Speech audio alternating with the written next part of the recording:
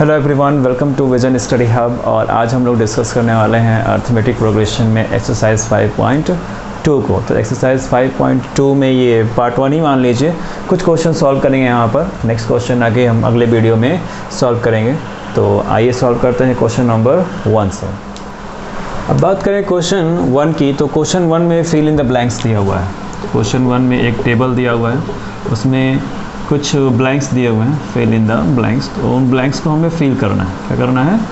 उन ब्लैंक्स को हमें फिल करना है। तो उसमें 4 कैटेगरी बनाई गई है। इस तरह से 4 कैटेगरी बनाई गई है। एक ए की है, एक डी की है, एक एन की है और एक ए एन की है। 4 कैटेगरी इस तरह से बनाई गई है और उसमें बहुत सारे क्वेश्चन लिखे गए 1 2 3 4 5 करके। तो उसमें से इन चारों में से कोई 3 क्वांटिटी आपको दी गई होगी। ए दिया होगा, डी दिया होगा, एन दिया होगा, तो ए एन पूछा जाएगा। और अगर डी एन ए एन दिया हुआ है तो ए पूछा जाएगा आपसे। और अगर ए डी ए एन दिया हुआ है तो एन पूछा जाएगा। मतलब इन चारों क्वांटिटी में से कोई 3 क्वांटिटी आपके सामने दी गई होगी और कोई चौथी बात उसमें से पूछी जा रही होगी। तो यहाँ पे मैंने 2 क्वेश्चन नोट डाउन कर दिए हैं। तो पहले वाले में गिवन है ए इक्वल 7 दिया हुआ है, फिर डी इक्वल 3 दिया है, एन इक्वल 8 दिया है और ए एन क्वेश्चन मार्क है, यानी ए एन पूछा जा रहा है। दूसरे वाले में ए इक्वल -18 दिया है, डी पूछ रहा है, एन 10 दिया हुआ है, ए एन 0 दिया है। यानी यहाँ भी 3 बातें आपके सामने दी गई हैं, चौथी बात आपसे पूछी जा रही है। 4th नंबर क्वांटिटी आपसे पूछी जा रही है। तो आपको nth टर्म फाइंड करने का फार्मूला मैंने आपको पिछली वीडियोस में भी बताया था कि nth टर्म फाइंड करने का फार्मूला होता है A N equal A plus N minus 1 into D. A plus N minus 1 into D ये होता है। अब इसमें यहाँ पे ए एन भी है, आपके पास ए भी है, एन भी है और डी भी है। तो यही मेन 4 क्वांटिटीज़ हैं। तो कोई 3 इसमें से दी गई होगी, चौथी चीज़ आपसे पूछी जा रही होगी। तो यहाँ पे ए एन आपसे पूछ रहा है, ए दिया हुआ है, एन दिया हुआ है और डी आपके सामने दिया हुआ है। ए 7 है, एन आपके सामने 8 है और डी 3 है। कोई 3 बातें आपके सामने दी गई हैं, चौथी बात आपसे पूछी जा रही है। तो इसमें आप डायरेक्टली पुट करेंगे, वैल्यू आपके सामने मिल जाएगी। यहाँ भी 3 बातें आपके सामने दी गई हैं, डी आपसे पूछ रहा है। तीनों बातों को इसमें पुट करेंगे, चौथी क्वांटिटी आपको फाइंड हो जाएगी। इधर से उधर, लेफ्ट से राइट आपको पुट करना है, आंसर आ जाएगा। तो आइए एक को मैं पुट करता हूँ, सेकेंड आप पुट करिएगा। इसके बाद रिमेनिंग जो क्वेश्चन है वो आपको एज ए होमवर्क सॉल्व करने हैं। और अगर उसके बाद भी आपको नहीं आता है तो आप इसी वीडियो कमेंट बॉक्स में मैसेज कर सकते हैं। तो फर्स्ट नंबर जो दिया हुआ है a इक्वल 7, d इक्वल 3 और n इक्वल 8, मैं इनको यहाँ पर पुट कर रहा हूँ। a n हमको फाइंड करना है, a n हमें फाइंड करना है इसमें। तो फाइंड कर लेते हैं। a n इक्वल a की वैल्यू 7 दी गई है, 7 प्लस n की वैल्यू दी गई है 8 और -1 तो पहले से ही है। d की वैल्यू दी गई है 3, यानी कि इंटू 3। तो ये हो गया 7 प्लस 8 में से 1 सब्ट्रैक्ट हुआ 7 मिला और 7 से 3 मल्टीप्लाई कर दिया तो 21 मिला।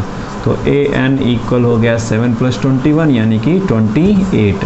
ए एन की वैल्यू आपके सामने मिल गई। ए एन इक्वल 28 आ रहा है। इसी तरह से आपको दूसरा भी फाइंड करना है, तीसरा क्वेश्चन भी, 4th क्वेश्चन भी, जितने भी दिए गए हैं इसमें इसके अकॉर्डिंग ही आपको फाइंड करने, जो आपको मैंने यहाँ पे nth टर्म का फार्मूला राइट किया है। A N equal A plus N minus 1 into d करके, a plus N minus 1 into d करके, इसी फार्मूले में 4th क्वांटिटीज़ हैं।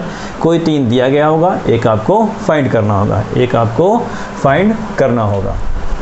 अब बात करते हैं क्वेश्चन नंबर 2 के सॉल्यूशन की। इसमें 4 ऑप्शन दिया गया है। इसमें 4 ऑप्शन दिए गए, 2 क्वेश्चन होंगे, एक मैं यहाँ पे सॉल्व करता हूँ, दूसरा आपको सॉल्व करना है। इसमें 4 ऑप्शन दिए होंगे, कोई एक ऑप्शन उसमें से करेक्ट होगा। तो पहला स्टेटमेंट इसमें दिया हुआ है कि 30th term of an AP, किसी AP का 30th टर्म यानी कि AP आपके सामने ये दिया गया है 1074 1074 यानी कि यहाँ से आपको A मिला 10, A क्या मिला आपको 10 मिला और D इक्वल क्या मिलेगा A2 माइनस A1। ये बात कही जा रही है कि ये AP है, AP ये है। तो इसका मतलब आप D यहाँ से आसानी से फाइंड कर लेंगे A2 माइनस A1 करके। तो ये हो गया 7 माइनस 10 इक्वल मिला आपको -3, इक्वल मिल गया आपको -3 और n इक्वल 30 दिया है, 30th टर्म यानी कि यही n है। तो n इक्वल 30 दिया तो आपको A30 निकालना है। क्या निकालना है? ए 30, तो ये कैसे हो जाएगा a plus n minus 1 into d के according, n minus 1 into d के अकॉर्डिंग होगा। तो n के प्लेस पर आप यहाँ पे 30 पुट करेंगे तो ये हो जाएगा a की वैल्यू 10 प्लस n के प्लेस पर 30 माइनस 1 इंटू डी के प्लेस पर माइनस 3,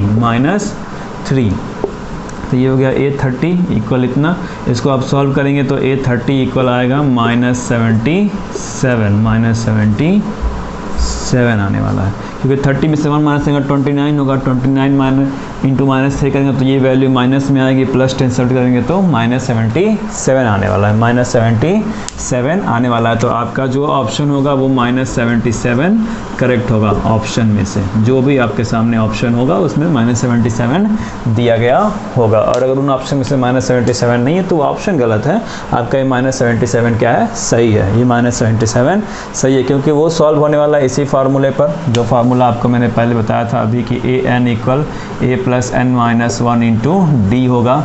उसी तरह से मैंने इसको भी यहाँ पर पुट किया कि ये 30 equal a plus n minus 1 into D है। तो इस तरह से आप 30 टर्म फाइंड कर सकते हैं कोई भी AP आपके सामने दिया गया है तो। क्वेश्चन नंबर 3 की बात करें तो क्वेश्चन नंबर 3 में मिसिंग टर्म फाइंड करना है। क्या फाइंड करना है, मिसिंग टर्म। यहाँ पे ब्लॉक्स बनाए गए हैं, ब्लॉक्स में टर्म्स नहीं है, वही क्या है, मिसिंग टर्म्स है। मिसिंग टर्म्स फाइंड करने किसी AP के, इसका मतलब जो भी दिया है वो क्या है, AP में है, जो भी दिया है वो AP में है। ऑलरेडी ये बात क्या है, डिक्लेयर कर दी गई है। तो मैंने आपको बताया था कि अगर कोई भी सीरीज़ AP में है तो उसके कंसेक्यूटिव टर्म्स के बीच का डिफरेंस, कंसेक्यूटिव टर्म्स का डिफरेंस कह सकते हैं आप उसको, वो क्या होता है, कांस्टेंट होता है, वो कांस्टेंट होता है। तो कंसेक्यूटिव टर्म्स का डिफरेंस कांस्टेंट होता है। तो उसके लिए मैं यहाँ पे एक लाइन लिखता हूँ कि let A, B and C are in AP। ये 3 टर्म्स हैं, A, B और C क्या हैं, AP में हैं। तो मैंने भी कहा कि इनके बीच का कंसेक्यूटिव टर्म्स के बीच का डिफरेंस जो होता है वो कांस्टेंट होता है। क्या होता है, कांस्टेंट होता है, यानी कि B माइनस A इक्वल होगा C माइनस B के, B minus A equal C minus B के क्या होगा, इक्वल होगा। तो यहाँ से थोड़ा सा इसको अगर हम सही करेंगे, हमको B फाइंड करना है, A, B और C, इसको सही करेंगे तो B क्या होगा, माइनस B इधर आ जाएगा और A क्या होगा, उधर चला जाएगा तो प्लस हो जाएगा। तो यहाँ पे कंडीशन कुछ इस तरह से बन जाएगी कि B equal A plus C upon 2, A plus C upon 2, और B क्या है, मिडिल टर्म भी है, B क्या है, मिडिल टर्म है। तो इसका मिडिल टर्म जो होता है वो एवरेज होता है। क्या होता है, average of 2 numbers, average of 2 numbers या 2 टर्म्स, 2 टर्म्स का एवरेज भी आप उसे कह सकते हैं। मिडिल टर्म जो होगा वो 2 टर्म्स का एवरेज भी होगा, क्योंकि अपॉन 2 से वो डिवाइड हो रहा है, दोनों को सम करने के बाद, दोनों को सम करने के बाद वो डिवाइड हो रहा है।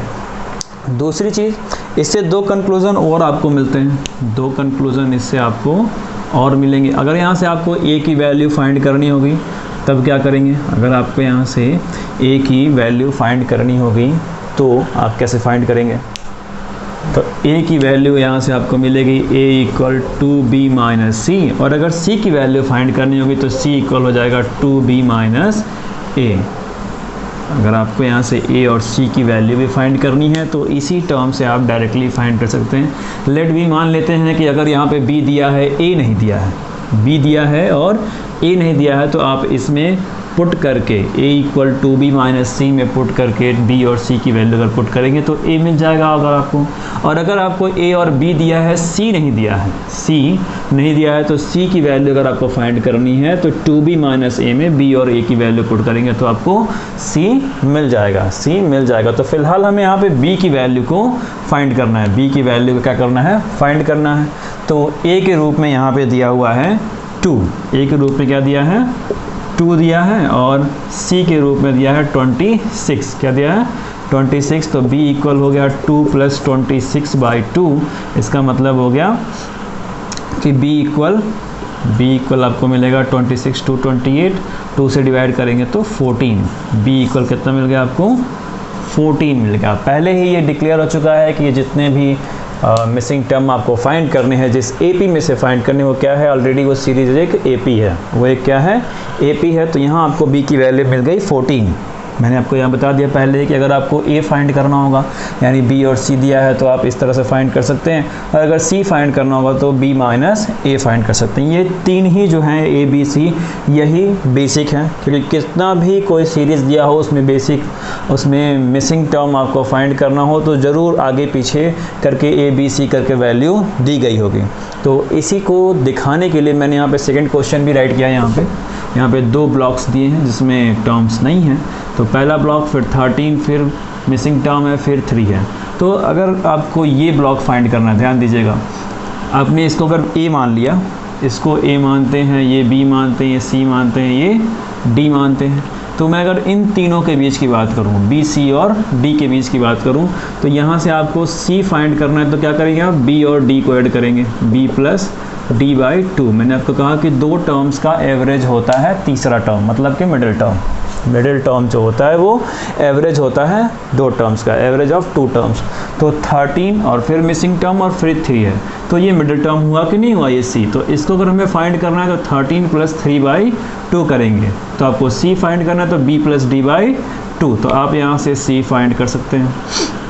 तो 13 प्लस 3 हो गया, 13 प्लस 3 बाई 2, 13 3 कितना हुआ, 16। 16 को 2 से डिवाइड करेंगे तो आपको वैल्यू कितनी मिलेगी, 8 मिल गई। तो आपने इसमें पुट कर दिया कि जी हाँ, सी की वैल्यू आपको क्या मिल गई, 8 मिल गई। सी की वैल्यू आपको 8 मिल गई। फिर आप अगर ए बी और सी को देखें, ए बी और सी को देखें तो आपको ए की वैल्यू फाइंड करनी है। मैंने आपको यहाँ पे वैल्यू बता दी कि ए इक्वल टू बी माइनस सी से आप इसे फाइंड कर सकते हैं। तो इसके अकॉर्डिंग जाएंगे तो आपको ए अगर जानना है तो 2b माइनस सी कर दें। तो b के प्लेस पर कितना है, 13 है, तो 2 इंटू 13 माइनस सी के प्लेस पर क्या है, 8 है, माइनस 8 कर दिया आपने। तो a इक्वल कितना मिला, 2 इंटू 13 26, और 26 में से 8 माइनस हुआ तो कितना मिल गया आपको, 18। कितना मिल गया, 18 वैल्यू आपको मिल गई। यानी कि अब आप यहाँ पे पुट करेंगे 18, कितना पुट करेंगे, 18। तो अब आपको ये सीरीज़ में दिख रहा है, सीरीज़ में दिख भी रहा है और ये एपी में है। इस बात को अगर वेरीफाई करने के लिए कहा दिया जाए, क्वेश्चन में कह दिया जाए कि ये वेरीफाई कर रही है इसको, उसका क्या कीजिए, वेरीफाई कीजिए, प्रूफ कीजिए कि ये एपी में है। अगर पूछ दिया गया, क्वेश्चन यहाँ से बन सकता है। तो आप क्या करेंगे कि इनके बीच कंसेक्यूटिव टर्म्स का डिफरेंस दिखाएंगे। क्या दिखाएंगे, कंसेक्यूटिव टर्म्स का डिफरेंस दिखाएंगे, और उसे ये भी दिखाएंगे कि वो कांस्टेंट आ रहा है। अगर वो कांस्टेंट आएगा तभी वो क्या होगा कि ये सीरीज़ एपी में होगी। तो 18 में से 13 माइनस करेंगे तो कितना मिलेगा, 5 मिलेगा। क्या मिलने वाला है आपको, 5 ही मिलेगा, 5 मिला। और अगर 13 में से 8 माइनस करेंगे तो भी आपको क्या मिलेगा, 5 ही मिलेगा। और अगर 8 में से 3 माइनस करेंगे तब भी आपको क्या मिलेगा, 5 ही मिलेगा। 5 ही 5 मिल रहा है। जब 5 ही 5 मिल रहा है इसका मतलब कि क्या है, एपी में है। ऐसा भी क्वेश्चन बन सकता है। कोई सीरीज आपके सामने दे दी गई और ये पूछ जाएगा कि वो एपी में है या नहीं, तो हमें दिखाना होगा कि उनके कंसेक्यूटिव टर्म्स के बीच का डिफरेंस क्या है, वो हमेशा कांस्टेंट आता है, और कांस्टेंट आएगा तो वो सीरीज़ क्या है, एपी में होगी, एपी में होगी। तो स्टूडेंट्स इस वीडियो को पॉज करके ये सॉल्यूशन नोट डाउन कर लीजिए। अब देखते हैं क्वेश्चन नंबर 4 को। क्वेश्चन नंबर 4 में एक एपी दिया हुआ है 3, 8, 13, 18 डैश डैश डैश 78 और इसमें क्वेश्चन पूछा जा रहा है कि नंबर ऑफ टर्म्स कितने होंगे, नंबर ऑफ टर्म्स कितने होंगे, यानी कि small n equal question mark, कितने होंगे, यही क्वेश्चन है। नंबर ऑफ टर्म्स बताइए। तो नंबर ऑफ टर्म्स फाइंड करने के लिए जब कोई एपी दिया हो तो उसके लिए मैंने आपको बताया था कि इसका फार्मूला होता है a plus n minus 1 into D, n minus 1 into D, nth term find करने का, यानी कि an इक्वल। तो यहाँ पे मैं इन चीज़ों को दिखाता हूँ कि इस एपी में क्या क्या चीज़ें आप यहाँ से फाइंड कर सकते हैं। तो यहाँ पे a इक्वल मिल रहा है आपको 3 और d इक्वल कितना मिल जाएगा, a2 माइनस a1, यानी कि 8 माइनस 3 इक्वल क्या मिला, 5, d भी मिल गया।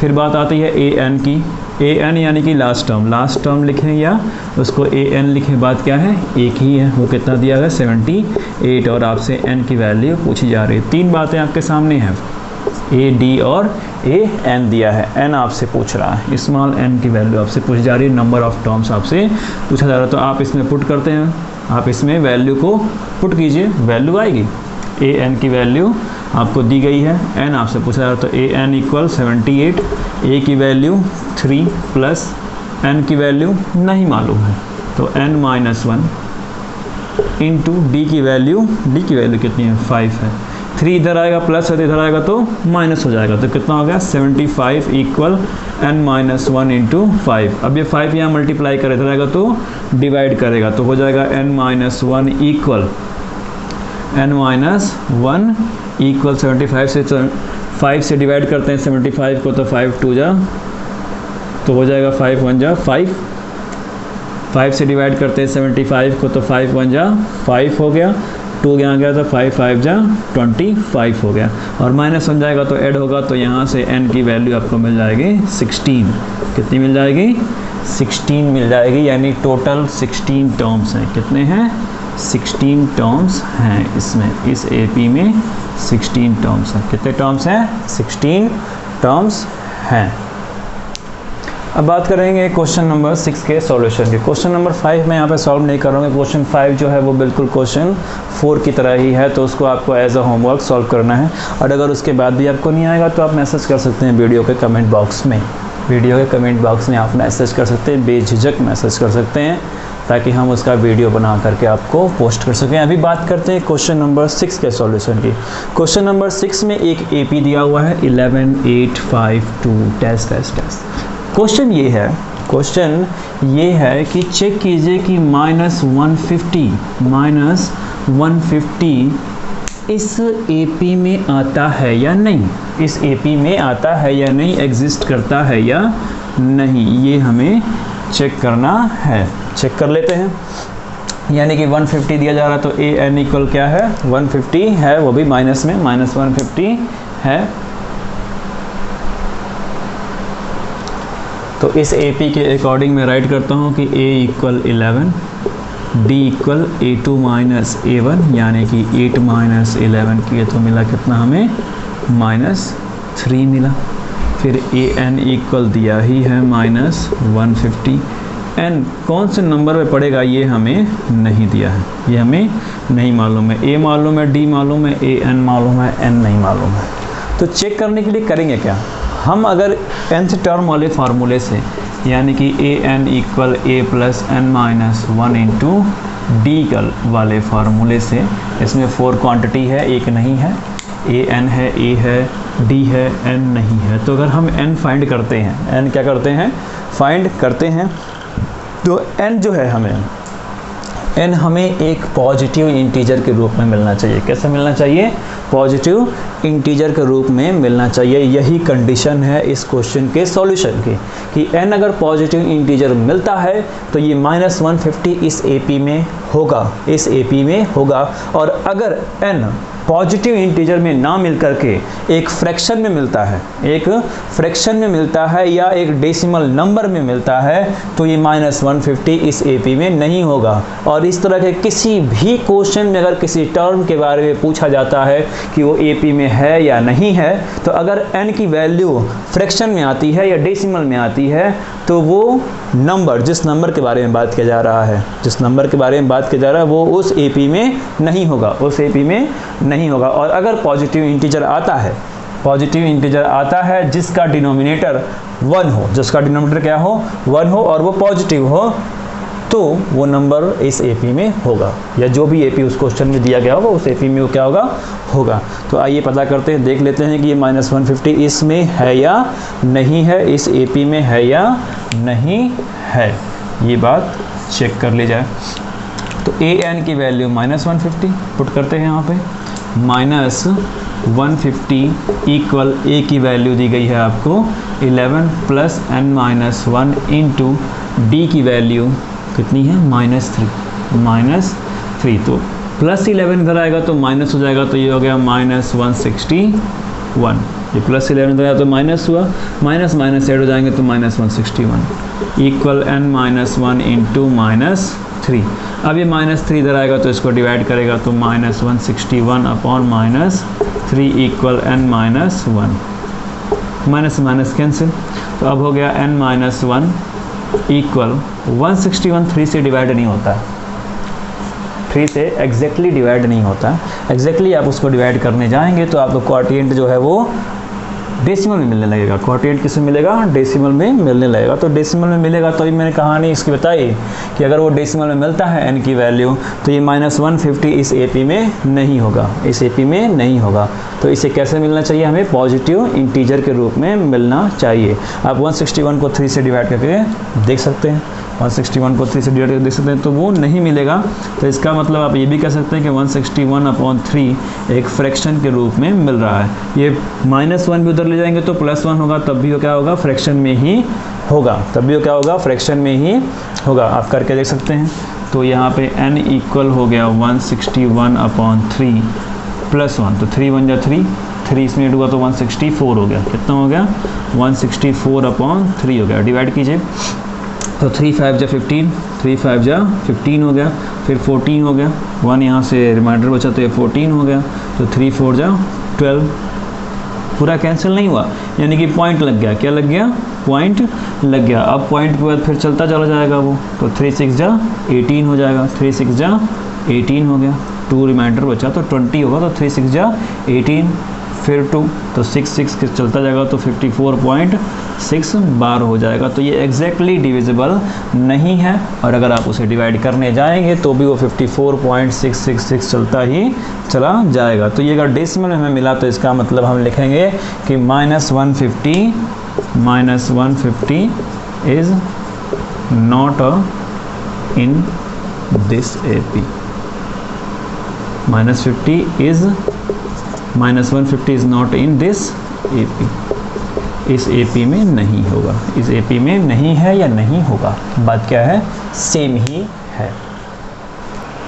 बात करें क्वेश्चन 7 की, तो इसमें 31st टर्म पूछ रहा है। 31st टर्म पूछ रहा है कि 31st टर्म क्या होगा? 31st टर्म यानी कि A31 क्या होगा? A31 क्या होगा, यही क्वेश्चन यहाँ पे पूछा जा रहा है। और उसके लिए 2 कंडीशन दी गई है कि A11 = 38 है, यानी कि 11th टर्म जो है वो 38 दिया है, 16 टर्म जो है वो 73 दिया है, 16 टर्म जो है वो 73 दिया है।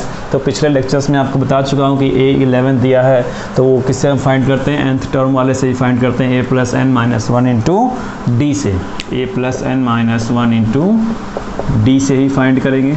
तो इसके अकॉर्डिंग A11 जो है वो कितना हो जाएगा? A + 10D कितना हो जाएगा? A + 10D = 38 इसको हम कहेंगे इक्वेशन नंबर 1।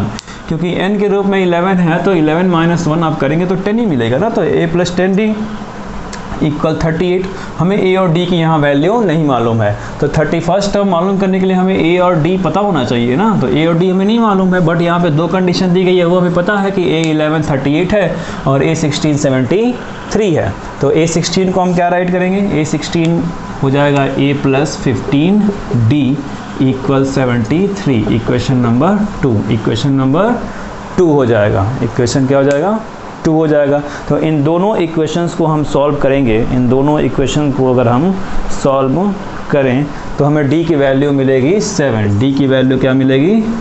D की वैल्यू मिलेगी 7, और उस D की वैल्यू को इस किसी भी इक्वेशन में पुट करेंगे तो A इक्वल मिलेगा -32, D = 7 और A इक्वल -32 मिलेगा।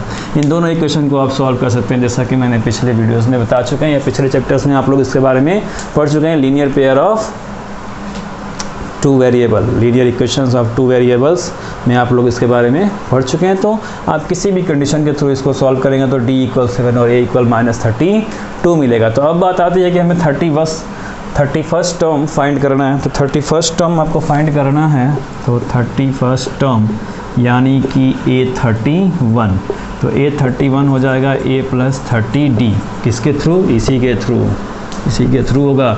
A + 30D कैसे? रख के देख लीजिए, 31 - 1 इंटू D करेंगे तो A + 30D ही मिलेगा। n की वैल्यू 31 दी गई है, तो अब यहाँ पे A और D की वैल्यू पुट कर लीजिए। A की वैल्यू है -32 + 30 इंटू 7, आप इसे कैलकुलेट कर लीजिए, आपको A31 की वैल्यू मिल जाएगी। A31 की वैल्यू आपको यहाँ से मिल जानी है। A31 की वैल्यू आपको यहाँ से मिल जाएगी, जो कुछ भी होगी सेम मिल जाएगी। अब बात करें हम 8 और 9 क्वेश्चन की, 8 और 9 क्वेश्चन की, तो सेम इसी तरह से हैं, सॉल्यूशन नंबर 7 की तरह ही 8 और 9 भी हैं, बिल्कुल इसी तरह से।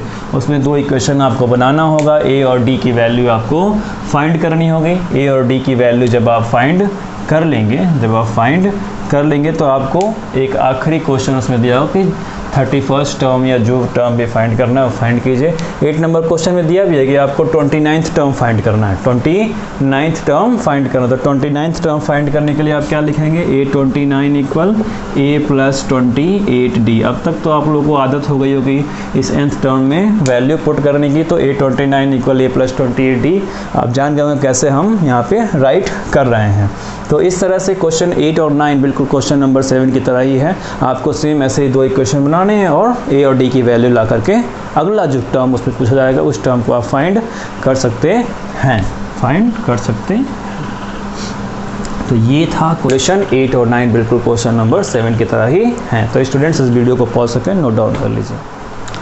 अब बात करते हैं क्वेश्चन नंबर 10 की। क्वेश्चन नंबर 10 ये लिखा हुआ यहाँ पे मैंने शॉर्ट में लिखा है, बहुत ही शॉर्ट में दिया है कि 17th term of an AP का 17th टर्म एक्सीड्स है इसके 10th टर्म से बाई 7। तो फाइंड करना है कॉमन डिफरेंस। क्या फाइंड करना है, common difference of AP, common difference यानी कि small d equal question mark, यही फाइंड करना है कॉमन डिफरेंस।